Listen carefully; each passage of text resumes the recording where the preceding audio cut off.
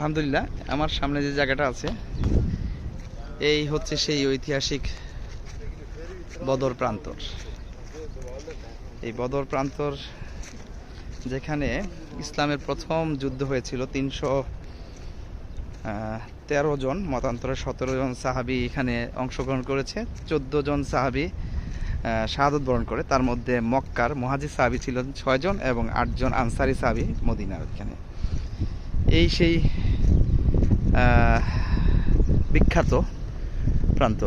এটার ব্যাপার হচ্ছে এখানে আল্লাহ সুবহানাহু ওয়া তাআলা সরাসরি সাহায্য প্রদান করেন মুসলমানদের, কারণ এটা একটা মিরাকল। আল্লাহর সাহায্য ছাড়া সম্ভব না, কারণ মাত্র 2টা ঘোড়া এবং 70টা উট ছিল মুসলমানদের পক্ষান্তরে 100 ঘোড়া এবং 700 উট ছিল কাফেরদের। মুসলমান যারা 313 জন সাহাবী ছিল তাদের অনেকের হাতে কোনো অস্ত্রই ছিল না, খালি হাতে আসছে। এই অবস্থায় আল্লাহ রাসূল সাল্লাল্লাহু আলাইহি ওয়াসাল্লাম যখন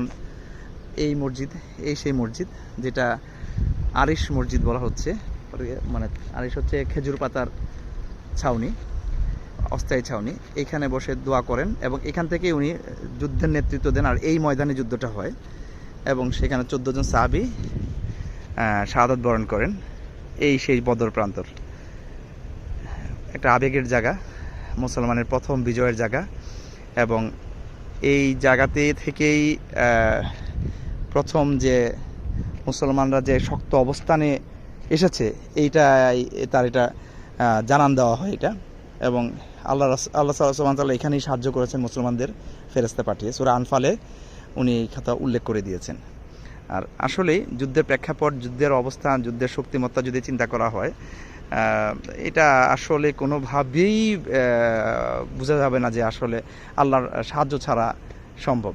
70টা উট পক্ষান্তরে 700 উট, 100 ঘোড়া পক্ষান্তরে 2টা ঘোড়া, এইটা কাফেররা পরাজিত হয় এখানে। আর অঞ্চলটা খুবই রুক্ষ। এই রাস্তায় আসতে আসতে চিন্তা করতেছিলাম যে এত দূরে, প্রায় 150 কিলোমিটার বা 160 কিলোমিটার রাস্তা আমরা আসছি, এত দূরে এসে যুদ্ধ করা এটা বেশ দুরূহ কাজ এখানে। যাক, আলহামদুলিল্লাহ, বদর প্রান্তরটাও চোখে দেখলাম। আল্লাহর কাছে লাখ লাখ শুকরিয়া এখানে।